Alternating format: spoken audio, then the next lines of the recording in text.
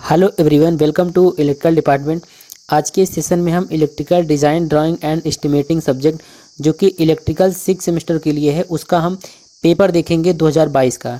आप लोग सोच रहे होंगे कि ये एग्ज़ाम जो है 2022 में ही होगा, तो 2022 का पेपर कैसे मिल गया। तो आपको बता दें, जो स्टूडेंट 2021 में पास आउट हुए थे फाइनल ईयर, उसमें क्या था, कुछ स्टूडेंट का बैक लगा था ड्राइंग में। तो जो बैक वाला एग्ज़ाम है इस बार, यानी कि मार्च 2022 में ही इसका एग्ज़ाम हुआ था, उसी का पेपर मेरे पास है। और ये जो पेपर है आपका, जो सिलेबस आप लोग पढ़ रहे हैं उसी सिलेबस पर आधारित ये पेपर है। बाकी ड्राइंग सब्जेक्ट के जितने भी पेपर हैं वो पुराने सिलेबस के हैं, तो उस पेपर से आप लोग तैयारी मत कीजिएगा, क्योंकि उसमें से एक भी क्वेश्चन नहीं आएगा और उस टाइप के भी क्वेश्चन देखने को नहीं मिलेंगे। तो चलिए आज के सेशन को हम स्टार्ट करते हैं और आपके ड्राइंग का 2022 का पेपर देखते हैं। इससे आपको एक आइडिया हो जाएगा कि किस टाइप के क्वेश्चन एग्जाम में पूछे जाएंगे और किस टाइप से उसको लिखना है, ये भी आपको इस वीडियो में बताएंगे। देखिए यहाँ पर आप लोग एक चीज़ और कंफर्म कर लीजिए। देखिए, मैं अगर ड्राइंग के पेपर की बात करें, प्रीवियस ईयर के पेपर की, तो मेरे पास 2015 से लेकर 2022 तक के प्रीवियस ईयर के पेपर हैं, लेकिन उसमें से एक भी क्वेश्चन एग्जाम में नहीं आएंगे, ना तो उस टाइप का ही आएगा। क्योंकि यहाँ पर आप देख सकते हैं मेरे पास ड्राइंग का पेपर है 2015 से लेके पूरा 2019 तक है, जो कि पुराने सिलेबस पर है। तो अगर आप इस सिलेबस से तैयारी करते हैं तो एक भी क्वेश्चन नहीं आएगा। और इसमें जो है क्वेश्चंस भी काफ़ी टफ हैं, इस टाइप के क्वेश्चन आपकी बार जो एग्जाम होगा उसमें नहीं आएंगे। तो इसका सिलेबस जो है बिल्कुल चेंज है, चैप्टर 1 से लेकर चैप्टर 8 तक सभी कुछ चेंज है। हम आज देखेंगे जो आपका 2022 में एग्जाम हुआ था, उसमें देखेंगे उसमें जो भी एग्जाम हुआ था वो लेटेस्ट सिलेबस के अनुसार हुआ था, और वही सिलेबस आप लोग इस समय पढ़ रहे हैं।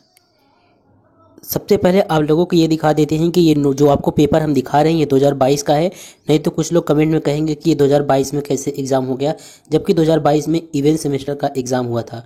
तो पहले ही आपको बता दिए, ये जो पेपर है ये बैक जो स्टूडेंट 2021 में पास आउट हुए थे उनका जो बैक पेपर हुआ था वो 2022 में जब आप लोग ऑड सेमेस्टर का एग्ज़ाम दे रहे थे उस समय हुआ था। यानी कि ये पेपर जो है बिल्कुल लेटेस्ट सिलेबस के अनुसार है जो आप लोग पढ़ रहे हैं इस समय, और ये पेपर जो है 22 मार्च 2022 का है। तो इस पेपर को देखने के बाद आपको बिल्कुल आइडिया हो जाएगा कि नए सिलेबस से किस टाइप के क्वेश्चन एग्जाम में पूछे जा रहे हैं। तो यहाँ पर आप लोग देख सकते हैं, सबसे पहले क्वेश्चन नंबर 1। क्वेश्चन नंबर 1 देखिए, जो इसमें आपको पेपर हम दिखा रहे हैं, बिल्कुल पेपर जो मिला था बिल्कुल बारीक लिखा था उसमें, इसलिए इसका सही इमेज नहीं आ पाया है।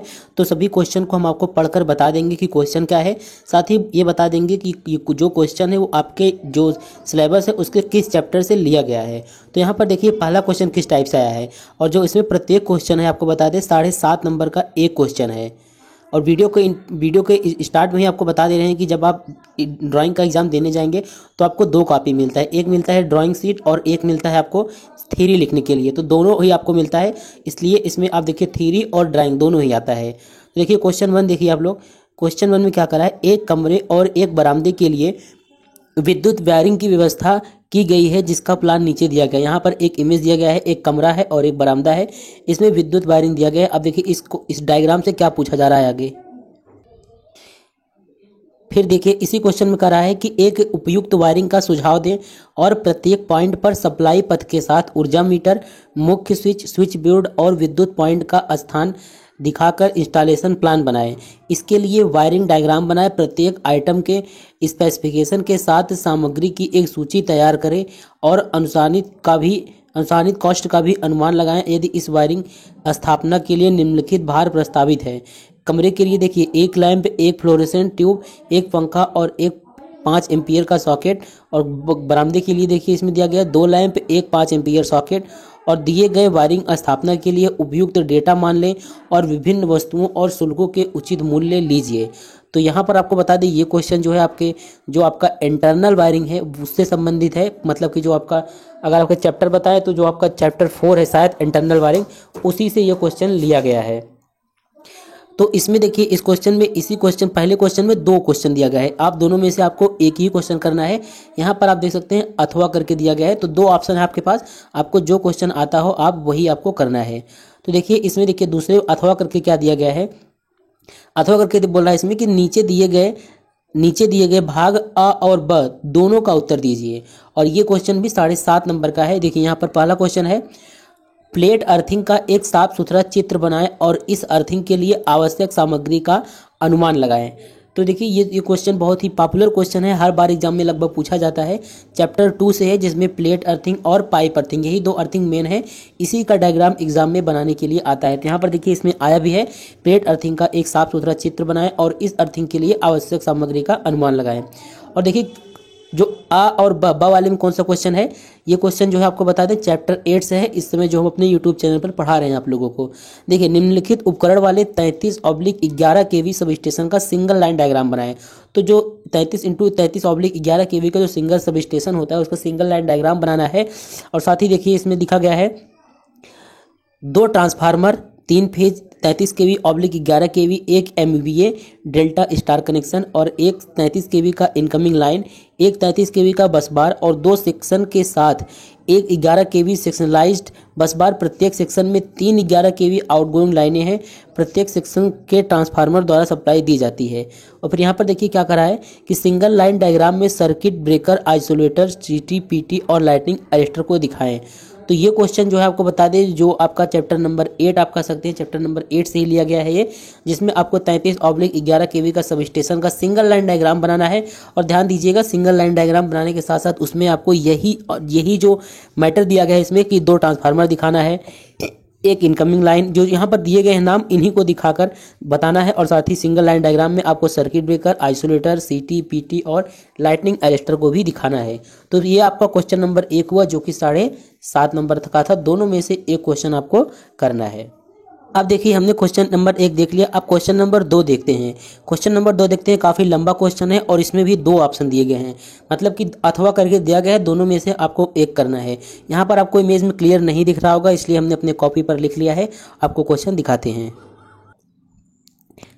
तो यहाँ पर देखिए क्वेश्चन नंबर 2 है, क्वेश्चन नंबर 2 देख लीजिए आप लोग। और आपको बता दें ये जो क्वेश्चन नंबर 2 है ये आपके चैप्टर 1 से लिया गया है, मतलब कि कॉन्टैक्टर कंट्रोल सर्किट जो चैप्टर है उसी से ये क्वेश्चन है। देखिए यहाँ पर 2 3 फेज इंडक्शन मोटर को अलग अलग DOL स्टार्टर के साथ इस तरह से चालू किया जाता है कि पहले मोटर एक स्टार्ट पुश बटन के दबाने से शुरू हो जाए और इसके 15 मिनट के बाद दूसरे मोटर अपने आप चालू हो जाएगी।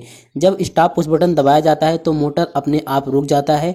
दूसरी मोटर के लिए कोई अंतर, यहाँ पर देखिए दूसरा क्वेश्चन जो है आपके चैप्टर नंबर 1 से है, जिसमें आपको DOL स्टार्टर पढ़ाया गया था कि जो एक DOL स्टार्टर को 2 कनेक्शन मतलब 2 फीडर से कैसे ऑपरेट किया जाता है, अगर उसमें टाइमर लगाना हो तो कैसे ऑपरेट किया जाता है। तो उसी के संबंध में यहाँ पर जो चीज़ मतलब यहाँ पर कंटेंट दे दिया गया है, आपको इसी कंटेंट को पढ़कर आपको डायग्राम बनाना है। और इसी में करके अथवा है वो आपको दिखा देते हैं। अब यहाँ पर देखिए क्वेश्चन नंबर 2 में जो अथवा करके दिया गया है वो है, क्वेश्चन नंबर 2 में अथवा करके जो दिया गया है वो क्या कर रहा है कि एक 3 फेज इंडक्शन मोटर को 2 सप्लाई फीडरों में से किसी एक से जोड़ा जा सकता है। जैसे कि यदि एक सप्लाई विफल हो जाती है तो मोटर को दूसरी सप्लाई से शुरू किया जा सकता है। जब मोटर को पहले फीडर से सप्लाई मिल रही है तो दूसरे फीडर में से सप्लाई प्राप्त करना संभव नहीं होना चाहिए। यह तब तक कि दूसरे फीडर का स्टार्ट पुश बटन दबाने पर भी DOL स्टार्टर द्वारा मोटर को संबंधित फीडर के लिए स्टार्ट पुश बटन दबाकर और संबंधित स्टॉप पुश बटन दबाकर बंद किया जाता है। मोटर के लिए ओवरलोड शॉर्ट सर्किट को डिजाइन करें और इसका स्कीमेटिक और वायरिंग डायग्राम बनाएं। तो ये क्वेश्चन जो है आपका चैप्टर नंबर 1 से ही लिया गया है। अब यहाँ पर देखिए क्वेश्चन नंबर 3 आप लोग, क्वेश्चन नंबर 1 क्वेश्चन नंबर 2 दोनों 7.5 नंबर का था। अब यहाँ पर क्वेश्चन नंबर 3 देखिए, क्वेश्चन नंबर 3 क्या कर रहा है, एक 3 फेज 440 वोल्ट 50 हर्ज 1 किलोमीटर लंबाई वितरण लाइन को RCC पोल और 7/3 मिमी MCR कंडक्टर का उपयोग करके सीधे मार्ग स्थापना किया जाता है। इसके स्थान 50 मीटर है। आवश्यक सामग्री का अनुमान लगाएं और सामग्री लागत, अन्य शुल्क सहित निर्माण के स्थापना अनुमानित लागत भी ज्ञात कीजिए। तो ये क्वेश्चन जो है आपका एस्टिमेटिंग एंड कॉस्टिंग चैप्टर 8 से ही लिया गया है और इसमें देखिए अथवा करके भी दिया गया है। जैसे अगर आपको ये क्वेश्चन नहीं आता है तो आप लोग क्या करेंगे, इसमें देखिए डायग्राम बनाने को बोला है। अगर आप डायग्राम बना सकते हैं तो बना दीजिए, नहीं तो आपको यहाँ पर एक ऑप्शनल भी रहता है, आप लोग इसको भी कर सकते हैं। जैसे कि यहाँ पर जो अथवा करके दिया गया ये क्वेश्चन ईजी है। इसमें क्या कर रहा है देखिए, ओवरहेड लाइन के लिए निम्नलिखित का कार्य लिखिए। तो आपको लाइन सपोर्ट जो होता है कार्य लिख लेना है। लाइन सपोर्ट क्या करता है, जो कंडक्टर गए हुए हैं उसको सपोर्ट प्रदान करता है। और दूसरा है इंसुलेटर का कार्य लिखना है। तो ये थ्योरी है, थ्योरी आप लिख देंगे तो नंबर मिल जाएगा। डायग्राम यहाँ पर जिसका डायग्राम काफ़ी कठिन है तो आप लोग नहीं बना पाएंगे, तो थ्योरी आप लोग थ्योरी वाले पे कॉपी जो मिलेगा उसमें लिखना है आपको। और देखिए इसमें कंडक्टर का कार्य लिखना है और प्रकाश जो सब स्टेशन में जो लाइट यूज़ किया जाता है उसके बारे में लिखना है। और यहाँ पर जो अलमारी में पढ़े हैं जंपर लिखना है। तो दोनों क्वेश्चन में एक ही करना है। यहाँ पर क्वेश्चन नंबर 3 है। और यहाँ पर आप देख सकते हैं जो क्वेश्चन नंबर 3 है ये आपका 10 नंबर का है। चाहे आप क्वेश्चन नंबर 3 में ये वाला करिए, चाहे अथवा करके जो दिया गया है निम्नलिखित के कार्य लिखना है, चाहे वो करिए, दोनों में ही आपको 10 नंबर का मिलेगा। तो 15 और 10 25 नंबर का आपका यहाँ तक हो जाता है। अब हम देखते हैं क्वेश्चन नंबर 4। अब देखिए यहाँ पर आप लोग क्वेश्चन नंबर 4 बिल्कुल क्लियर देख सकते हैं। क्वेश्चन नंबर 4 का रहा है कि एक कारखाने के 70 किलोवाट लोड के लिए बिजली की आपूर्ति 11 केवी ओवरहेड लाइन से 2 पोल लोहे के पोल संरचना पर ली जाती है, जो कि कारखाने के मुख्य बोर्ड से 20 मीटर दूर है। 3 फेज 100 केवी 11 केवी ऑब्लिक 440 वोल्ट ट्रांसफार्मर डीपी संरचना पर लगा हुआ है और इसके माध्यम से सप्लाई दी जाती है। आवश्यक सामग्री की मात्रा का अनुमान लगाएं। इसके लिए उपयुक्त श्रम शुल्क, निरीक्षण शुल्क, भंडारण और परिवहन शुल्क और ऊपरी खर्चों के लिए कंटीजेंसी सहित कुल लागत का पता लगाएं। तो आप इस क्वेश्चन का लेवल देख सकते हैं, काफ़ी ज़्यादा ये टफ क्वेश्चन है, पूरा न्यूमेरिकल टाइप का है और इसमें आपको डायग्राम और जो कॉस्टिंग निकालना है। और इसमें देखिए अथवा करके भी दिया गया है। अथवा करके क्या दिया गया है, 4 किलोवाट भार वाली 2 मंजिला इमारत को 230 वोल्ट 50 हर्ट्ज विद्युत आपूर्ति कनेक्शन प्रदान करने के लिए आवश्यक सामग्री की मात्रा का अनुमान लगाएं। प्रत्येक मंजिल के लिए अलग ऊर्जा मीटर प्रदान किए जाने हैं। सप्लाई पोल और इमारत के बीच की दूरी 12 मीटर है और सर्विस ब्रैकेट और सर्विस बोर्ड के बीच दूरी 10 मीटर है। इसके लिए उपयुक्त श्रम शुल्क, निरीक्षण शुल्क, भंडारण और परिवहन शुल्क और ओवरहेड खर्चों के लिए कंटीजेंसी सहित कुल लागत का पता लगाएं। तो यहाँ पर इस क्वेश्चन में भी आपको कॉस्टिंग की गणना करना है।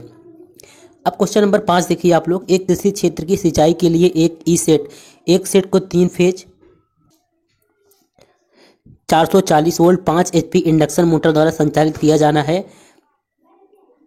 इसके बाद देखिए इस मोटर को 3 metre into 3 metre into 3 metre ऊंचाई आकार के कमरे में स्थापित किया जाना है। मोटर 2 निकटतम दीवारों से 1 मीटर की दूरी पर है। Main board, main switch, starter और मोटर की लोकेशन दिखाते हुए इंस्टॉलेशन प्लान बनाएं। इस पावर वायरिंग के लिए सामग्री की एक सूची तैयार करें। तो ये क्वेश्चन जो है आपका चैप्टर 5 से लिया गया है, जो आपका पावर वायरिंग है, जो आपका चैप्टर है एस्टिमेशन ऑफ पावर वायरिंग, इससे ये क्वेश्चन लिया गया है। तो देख सकते हैं किस टाइप के क्वेश्चन एग्जाम में पूछे जाते हैं। काफ़ी क्वेश्चन जो थ्योरी के भी, जैसे यहाँ पर आपने देखा 2 क्वेश्चन जो था थ्योरी का था 10-10 नंबर का है। तो अगर थ्योरी वाला भी कर लेंगे आप तो भी आपको 20 नंबर मिल जाएगा और ड्राइंग में पास हो जाएंगे।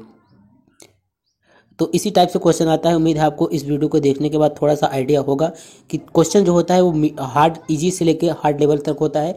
बाकी जो 4-5 क्वेश्चन आप देख रहे हैं, चौथा 5वां, ये काफ़ी हार्ड क्वेश्चन है, लेकिन अगर आप प्रैक्टिस करेंगे तो कुछ भी हार्ड नहीं है। तो अब मिलते हैं एक नेक्स्ट वीडियो में, आपके जो हमारी सब्जेक्ट है उसका भी प्रीवियस ईयर लेके।